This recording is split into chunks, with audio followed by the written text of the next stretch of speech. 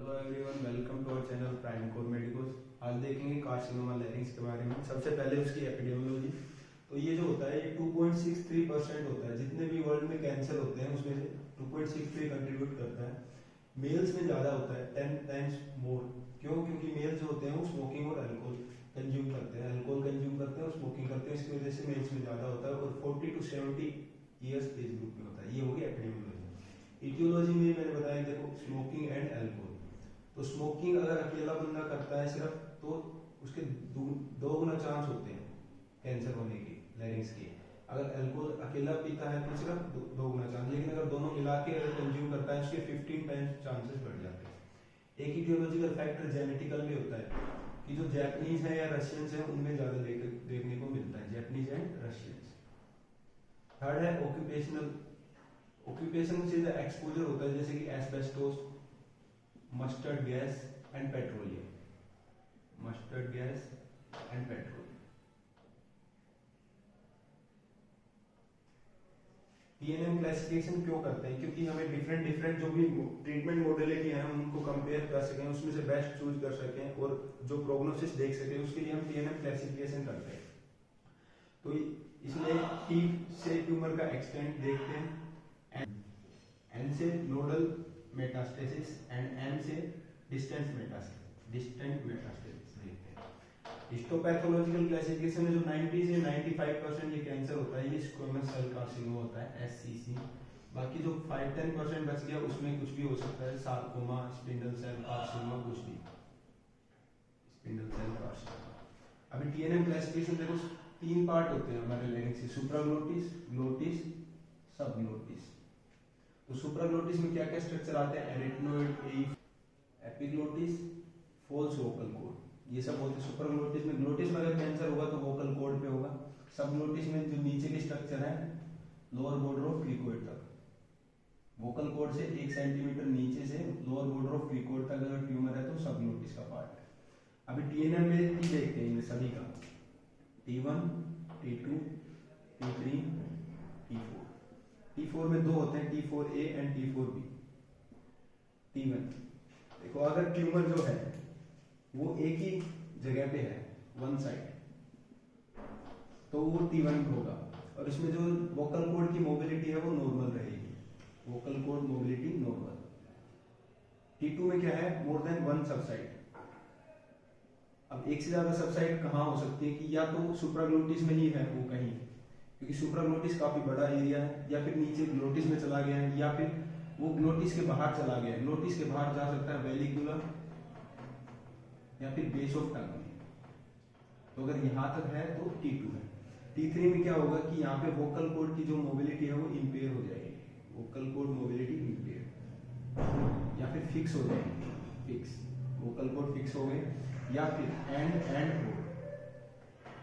जो हमारा ट्यूमर है वो 3 जगह पे जा सकता है, PPP। P से post cricoid area, pre epiglottic space and para epiglottic space, para epiglottic space. तो वो T3 हो जाएगा। T4 में क्या है? अब ट्यूमर जो दूर जा रहा है, तो यहाँ पे देखो, अगर थायराइड की जो आगे की कार्टिलेज है उसको पियर्स करके बाहर जाएगा तो इन्वॉल्व कर लेगा थायराइड को, ट्रैकिया को, ईसोफेगस या स्ट्रैप मसल्स, तो हो जाएगा T4A। T4B में क्या है? सबसे दूर जाएगा, सबसे दूर देखो मीडियस्टिनम में जा सकता है ट्यूमर, मीडियस्टिनम, या फिर प्रीवर्टिब्रल स्पेस,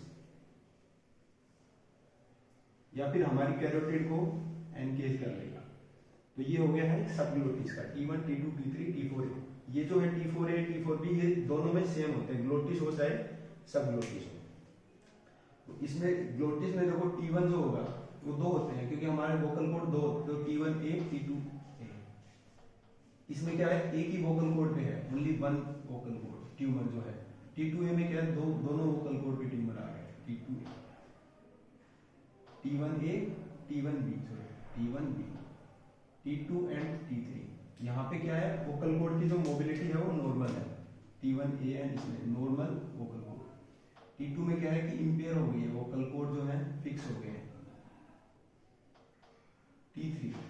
T3 में T2 में जो होता है ये इम्पेयर होती है वोकल कॉर्ड की मोबिलिटी, लेकिन T3 में आके वोकल कॉर्ड क्या होता है, फिक्स हो जाते हैं। तो ये हो गया है इसका T1A, T1B, T2, T3, T4A, T4B दोनों में सेम है, इसमें भी यही होगा और इसमें भी यही होगा।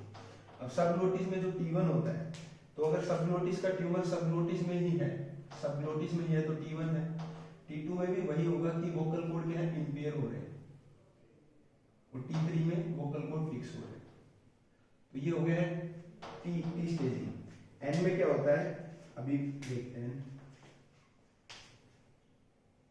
नोडल वाला, नोडल मेटास्टेसिस। तो इसमें NX होता है, N note, N1, N2, N2 में दो, N2, N2B, N2C and N3। तो NX मतलब हम उसको नहीं देख सकते, nodal metastasis can not be.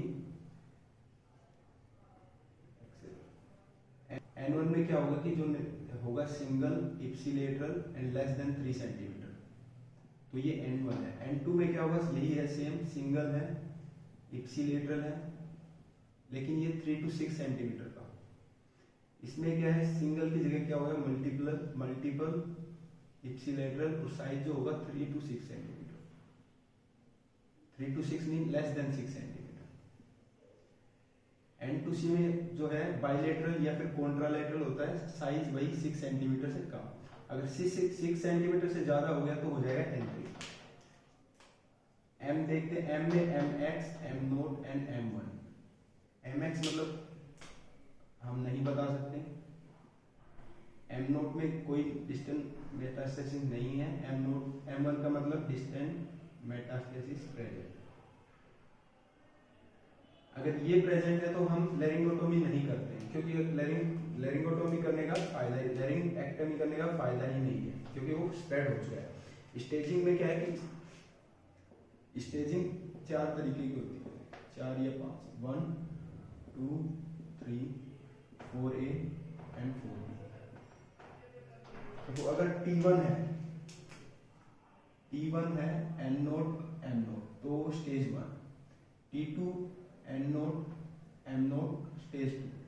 T3 N note M note, stage 3। Stage 3 में अब क्या है, देखो अगर ये कम हो रहा है, ट्यूमर का एक्सटेंट कम हो रहा है, तो नोडल मेटास्टेसिस बढ़ेगा, तो N1 M नोट, ये हो गया T3। 4A में क्या होगा, T4A N note M note, या फिर T4A के साथ में N1। T1, T2, T3 कोई भी T हो इनमें से, अगर N2 हो गया तो किस में आएगा, 4A में। M नोट कहीं पे भी चेंज नहीं होगा, लास्ट में जाके 4 T4A N2 M note, T4B NE। अगर T4B आ गया तो कोई भी N हो वही होगा। एक फिफ्थ भी होता है, मतलब कोई भी N हो, NEN NET, बस M1 होना चाहिए, तो ये हो गई स्टेज। ये स्टेज 5 नहीं है, स्टेज 4C है। देखो एपिडेमियोलॉजी हो गई, इटियोलॉजी हो गई, TNM क्लासिफिकेशन हो गया, हिस्टोपैथोलॉजिकल एग्जामिनेशन होगा। एक एक ट्यूमर को देखते हैं। तो 3 ट्यूमर होते हैं, 3 पार्ट्स लैरिंक्स के, सुप्राग्लोटिक, ग्लोटिक एंड सबग्लोटिक। ये रफ डायग्राम से दिख रहा होगा कि जो ट्यूमर है वो वोकल कॉर्ड के ऊपर है, अबव वोकल कॉर्ड। ये जो है ऑन वोकल कॉर्ड है, तो वोकल कॉर्ड के ऊपर, और वो बिलो वोकल कॉर्ड होता है सबग्लोटिस में, तो उसके नीचे। जो मोस्ट कॉमन होता है, ये मोस्ट कॉमन होता है ग्लोटिक कैंसर। सबग्लोटिक जो होता है 1-2% ही होता है, और जो हमारा सुप्राग्लोटिस है ये भी लेस होता है। सुप्राग्लोटिस में कई स्ट्रक्चर आते हैं, लेकिन जो सबसे ज्यादा पहले इन्वॉल्व होता है वो होता है एपिग्लोटिस, उसके बाद में फॉल्स वोकल कॉर्ड, और देन एई फोल्ड। ये मैंने साइड बता दी, साइड। इसमें साइड क्या है, हमारी ट्रू वोकल कॉर्ड, और उसमें साइड क्या है, सबग्लोटिस। साइड के बाद में स्प्रेड, कि ये फैलेंगे कैसे, स्प्रेड। तो लिम्फ नोड से फैलेंगे, ये जो फैलता है अपर एंड मिडल जुगुलर नोड से फैलता है, जुगुलर नोड। जो सबग्लोटिस वाला है वो नीचे है, तो कौन से नोड, लोअर जुगुलर नोड। और ग्लोटिस वाले में नो लिम्फ नोड, इसमें लिम्फेटिक्स होते ही नहीं है, एनाटॉमी में भी बताया था मैंने, ठीक है। तो ये लिम्फेटिक्स से स्प्रेड नहीं होता, वैसे स्प्रेड होता है। तो ये वाला देखो ऊपर है तो कहाँ जा सकता है, वेलिकुला या फिर हमारे बेस ऑफ टंग में, या फिर पायरिफॉर्म फोसा, यहां तक ये जा सकता है, पायरिफॉर्म फोसा। ये वाला स्प्रेड होगा, देखो एंटीरियरली अगर स्प्रेड हुआ तो आगे क्या है, एंटीरियर कमीशर, एंटीरियर कमीशर पर पहुंचा ये ट्यूमर। उसके बाद में ये दूसरे अपोजिट साइड के वोकल कोड पे चला जाएगा, अपोजिट वोकल कोड। पोस्टीरियरली अगर ये आता है, पीछे की तरफ आता है, तो ये पीछे क्या है, वोकल प्रोसेस है, तो वोकल प्रोसेस पे गया। उसके बाद में ये एरिथ्रोइड को इन्वॉल्व कर लेगा। अगर ये ऊपर जाता है, इसके ऊपर क्या होता है, सुप्राग्लोटिस, तो ये फॉल्स वोकल कोड जो है अफेक्ट हो जाएंगे। डाउन गया तो सबग्लोटिस। इसमें ये होता है कि अगर ये थायरोएरिथ्नोइड मसल्स को इन्वॉल्व कर लेगा तो उसकी वजह से क्या होगा, बैड प्रोग्नोसिस, हमारे वोकल कोड जो है फिक्स हो जाएंगे, वोकल कोड फिक्सेशन, और उसकी वजह से होगा बैड प्रोग्नोसिस। तो ये इसका स्प्रेड हो गया। उसका स्प्रेड क्या है, उसका कोई स्प्रेड नहीं है। सबग्लोटिस का है कि वो मतलब हाँ, उसका सबग्लोटिस वाला देखो ग्लोट्स नीचे है तो आगे हमारे क्या होता है, थायराइड वगैरह, ट्रैकिया वगैरह होता है, तो वहां पे स्प्रेड हो सकता है। तो प्री ट्रैकियल या प्री लेरिंजियल या फिर पैराट्रैकियल, यहाँ पे ये स्प्रेड हो सकता है। तो तीनों का मैंने स्प्रेड बता दिया, प्री ट्रैकियल, प्री लेरिंजियल, पैराट्रैकियल। अब सिम्टम्स की बात करते हैं। तो जो सिम्टम्स होते हैं, यहाँ पे ट्रू वोकल कोड अफेक्ट हो रही है, तो यहाँ पे जो है होर्सिनेस सबसे पहले देखने को मिलती है। तो इसकी वजह से ये पकड़ में आ जाता है ट्यूमर, तो इसका ट्रीटमेंट जल्दी स्टार्ट कर देते हैं, तो अच्छा प्रोग्नोसिस मिल जाता है। लेकिन इसमें क्या है, होर्सिनेस लेट साइन होता है, होर्सिनेस इज लेट साइन, दोनों में ही जो बच गए होर्सिनेस लेट साइन, इसमें भी और सबग्लोटिस वाले में भी होर्सिनेस इज ए लेट साइन। तो इसमें जो फर्स्ट साइन होता है वो होता है रेस्पिरेटरी ऑब्स्ट्रक्शन, और ये भी काफी लेट आता है। फर्स्ट साइन है लेकिन फिर भी काफी लेट आता है। एंड स्ट्राइडो, यहाँ पे देखो सुप्राग्लोटिस ऊपर का स्ट्रक्चर है, तो क्या सिम्टम्स आ सकते हैं, डिस्फेजिया मतलब खाना खाने में दिक्कत, pain in throat, pain in throat नहीं, referred pain in ear, referred pain in ear, mass in नेक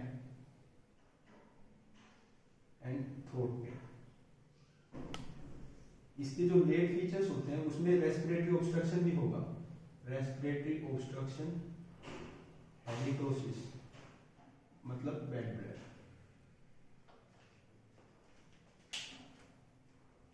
देखो डायग्नोसिस, हम देखते हैं diagnosis and treatment of carcinoma larynx. बस नाम पता होना चाहिए, इसमें ज्यादा कुछ है नहीं। सबसे पहले हमें हिस्ट्री लेनी है। हिस्ट्री में देखो, अगर किसी को मोर देन 3 वीक्स तक होर्सिनेस है तो हो सकता है उसको कार्सिनोमा लैरिंक्स हो, और साथ में उसकी एज ग्रुप जो है 40 to 70 ईयर्स होगी। तो ये हिस्ट्री हो गई। इनडायरेक्ट लैरिंगोस्कोपी में हम लीजन का अपीयरेंस देखेंगे साइट के हिसाब से। अगर देखो सुप्राहायोड एपिग्लोटिस में कोई लीजन है तो कैसा दिखेगा, एक्सोफिटिक दिखेगा। अगर इंफ्राहायोड एपिग्लोटिस में है तो वो दिखेगा अल्सरेटिव। वोकल कोड पे है तो हमें नोड्यूल, अल्सर या फिर थिकनिंग। एंटीरियर कमीशर पे ग्रैनुलेशन टिश्यू, सबग्लोटिस में है तो रेज्ड सबम्यूकोसल नोड्यूल। ये साइट के हिसाब से वो कैसे दिखेंगे लीजन, वो है नोड्यूल।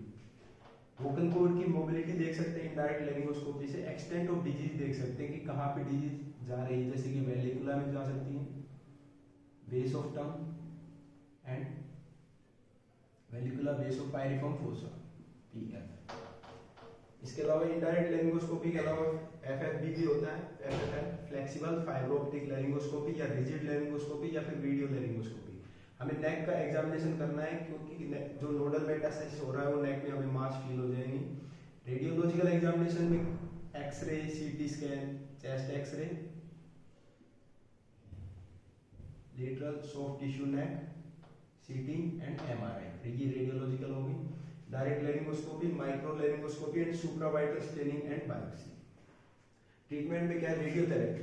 जो रेडियोथेरेपी है, जो जिन लीजन्स में वोकल कॉर्ड की मोबिलिटी अभी भी है तो उनमें ये अच्छा काम करती है रेडियोथेरेपी। लेकिन अगर फिक्स हो गए हैं तो ये प्रोग्नोसिस उसका अच्छा नहीं है रेडियोथेरेपी का। सर्जरी में 2 तरह की होती है, एक होती है कंजर्वेशनल सर्जरी एंड दूसरी होती है टोटल लैरिंगेक्टमी। हम इसमें क्या है, जहाँ पे लीजन है वही चीज हटाएंगे, लेकिन अगर लीजन ज्यादा स्प्रेड हो गया तो हम पूरा लैरिंग्स हटा देंगे। लेकिन इसकी एक कॉन्ट्राइंडिकेशन होती है, वो है डिस्टेंट मेटास्टेसिस। डिस्टेंट मेटास्टेसिस क्योंकि अगर ट्यूमर फैल गया है पूरी बॉडी में तो फिर लैरिंग्स हटाने का कोई फायदा ही नहीं। कंबाइंड में क्या है, सर्जरी के बाद में हम या तो पोस्ट ऑपरेटिव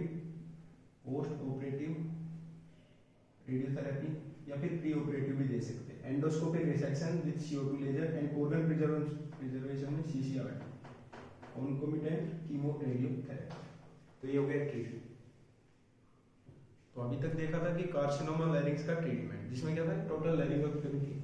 तो अगर पूरा लैरिंग्स हटा दिया तो जो पेशेंट है वो बात कैसे करेगा, तो वोकल रिहेबिलिटेशन। तो वो लिटिल लैंग्वेज में बात कर सकता है, उसको पेन एंड पेपर दे देंगे, pen and paper. Aphonic lip speech, वो क्या करेगा, हम उसको बोलना सिखाएंगे कि वो अपनी बक्कल म्यूकोसा में एयर ट्रैप करे और साइन लैंग्वेज से बात करे। थर्ड जो इसोफेजियल स्पीच में है, उसको क्या सिखाएंगे कि इसोफेगस के अंदर हवा ले जाए, एयर ले जाए, इंस्पायर करे, उसके बाद स्लोली रिलीज करे और उसकी जो टंग है, लिप्स हैं, टीथ हैं, पैलेट है, उनकी वजह से स्पीच प्रोड्यूस हो, तो इसोफेजियल स्पीच। एक आर्टिफिशियल लैरिंग्स होता है जिसमें इलेक्ट्रोलैरिंग्स एक ट्रांसन्यूमेटिक डिवाइस। इनमें क्या होता है, इलेक्ट्रोलैरिंग्स एक ट्रांजिस्टर बैटरी पोर्टेबल डिवाइस होता है। ट्रांजिस्टर होगा, उसमें बैटरी होगी और पोर्टेबल डिवाइस होगा। उसको क्या है, नेक पे वो लगाएंगे तो उससे क्या होगा, हाइपोफेरिंक्स में लो वाइब्रेशन जाएंगे, उन वाइब्रेशंस को वो बंदा कन्वर्ट कर लेगा स्पीच में। ये मतलब सीखने से आता है इलेक्ट्रोलैरिंग्स, जो इसका काम है। आर्टिफिशियल लैरिंग्स एंड ट्रैकोइसोफेजियल स्पीच, इसमें क्या है कि ट्रैकिया और इसोफेगस में एक प्रोस्थेसिस डाल देंगे। तो यहाँ पे ट्रैकियोस्टोम बनाया हमने, तो जब उसको बोलना होगा वो इंस्पायर तो यहीं से कर रहा है, लेकिन जब एक्सपायर करेगा तो वो इसको बंद कर लेगा। तो ट्रैकिया और इसोफेगस में जो प्रोस्थेसिस लगा रखा है, पेंजे प्रोस्थेसिस या फिर दूसरा है ब्लोम सिंगर प्रोस्थेसिस, तो इससे क्या ट्रैकिया की जो एयर है वो इसोफेगस में जाएगी, इसोफेगस से वो मुंह से बाहर आएगी तो साउंड प्रोड्यूस कर लेगा। तो ये हो जाएगी ट्रैकियो इसोफेगल स्पीच। और जो ये प्रोस्थेसिस होते हैं ये वन वे प्रोस्थेसिस होते हैं, क्योंकि अगर 2 वे होंगे तो क्या हो जाएगा, एस्पिरेशन हो जाएगा खाने पानी का। तो ये हो गया वोकल रिहेबिलिटेशन।